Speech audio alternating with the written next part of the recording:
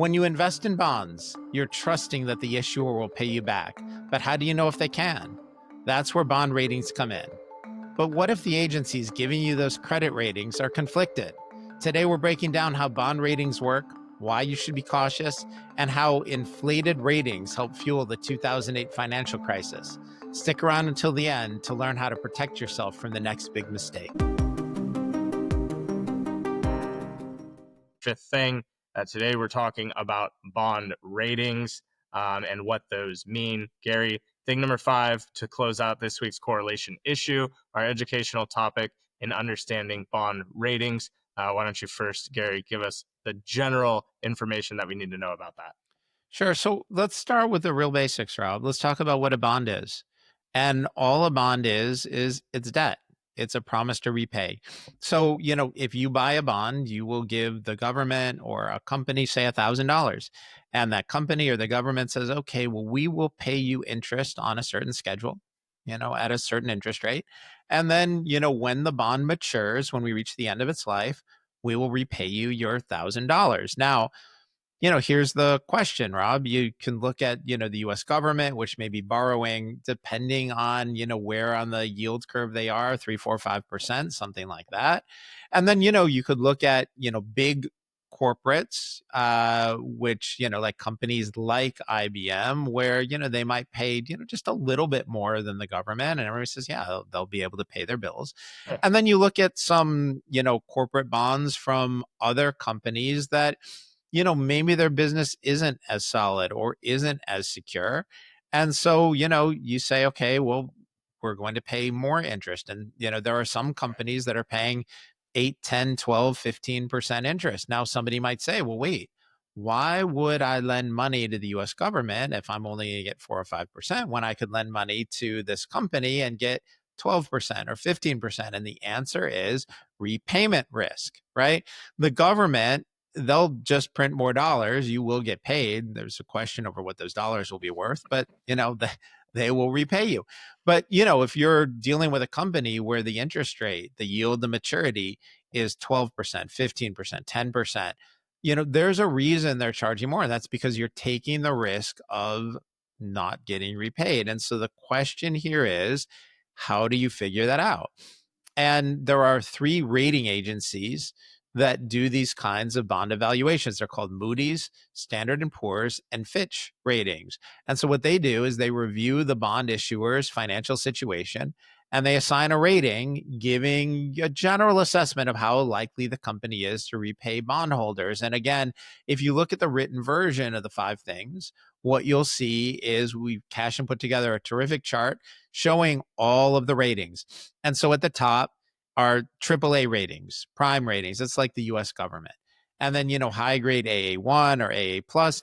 Gary, Yeah. so with the agencies that you mentioned, Moody's, Standard and Poor's, the Fitch ratings, what are those grades that they use, and how do they kind of explain their credit evaluations that they give? So the highest rating for all of them is AAA, right? Just AAA. And then, they each have their different nomenclature. Like Moody's will, under the AAA, they'll have AA1, AA2, AA3, and then A1, A2, A3. S&P and Fitch, they just make it a little more simple. They'll have AA plus, AA, AA minus, A plus, A minus. At this point, you're familiar with it. Now, when we get down to the BAA3 or triple B minus or triple B minus for S&P and Fitch, that's the end of the investment grade credit. Speculative grade or junk bonds is everything below that. So BA1 or BB plus, everything there and below is, speculative grade, junk bonds. You should be getting a very big interest rate premium to own these securities because there's a risk you may not be repaid. Gary, what would you correlate? Like, what is exactly a bond rating? How should beginner, intermediate investors look at those when considering these bonds? So the way to think about a bond rating is think about it like a credit score for companies, right? So, if you're watching this, chances are you have a credit score and you probably know what it is, right? Above 800, you're doing great. Above 700, you're in good shape. People in the 400, 500 range, those are, the equivalent of speculative grade or junk bond credit. It doesn't mean that you can't or won't pay your bills. It just means that the rating agencies are saying this is risky. And so they're looking at, a poor history or poor chance of repayment. And so that's the way that works.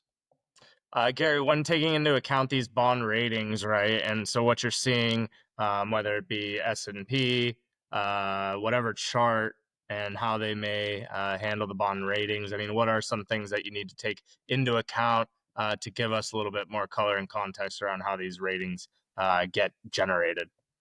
So the question here is, when you get a rating, is it accurate? And so going back to, thing number 3, when Cashin and I took a look at, the IMF's predictions, what we realized was, wow, the IMF is actually really good at making predictions on global growth. They nail these. And in general, the rating agencies tend to agree with each other. They tend to be fairly accurate, but there is a a huge conflict of interest here. And the reason for that is because companies pay the rating agencies to rate them. So, if you're running a company, you would go to S&P or Fitch or Moody's and you say, I'm going to give you money. Could you, give my bonds a rating so that I can sell them in the market? And they say, yeah, sure, we'll take your money. Well, guess what? That gives them a gigantic incentive for grade inflation, right? For everybody to get good ratings, because if people don't like their ratings, they won't want to pay you the next time. And where we had a disaster was that's part of what helped create the losses in the collateralized security collapse during the 2008 financial crisis. So, if you remember back to 2008, everybody heard about CMOs, collateralized mortgage obligations, or, CDOs, collateralized debt obligations. Those were all rated by the rating agencies. And it turns out that they had no idea what kind of risk was in there.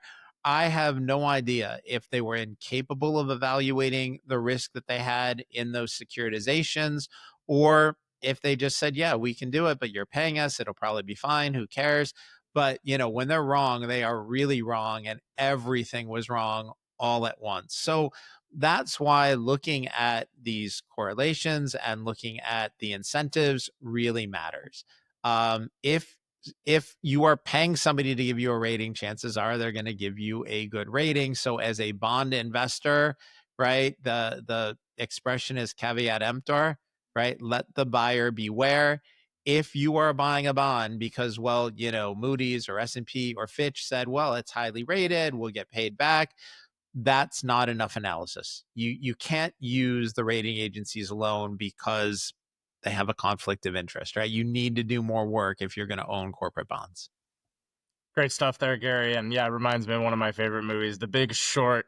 If you haven't seen it, it's a good one. It might be a little dramatized, but that's what we love about Hollywood. One of the few Actually, things. Rob, there's a scene in there in that film, right, where they're talking about, selling securities and securitizations to people who are willing to buy at a certain price. And there was news out a week ago that some huge percentage of people are using buy now, pay later for their DoorDash Right. orders. Right. And so, like, FinX right now is full of people talking about, what the securitizations are.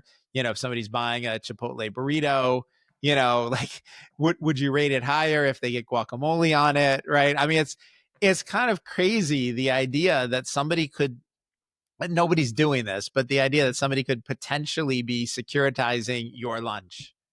Right. Right. Yeah, it is a wild world. And then you even get into stuff about micro lending and the whole area in that regard just moves quick. So but And anyways, you we'll know go what? down that rabbit hole another day. But Wait, Gary, Rob, I'm gonna add one thing on this.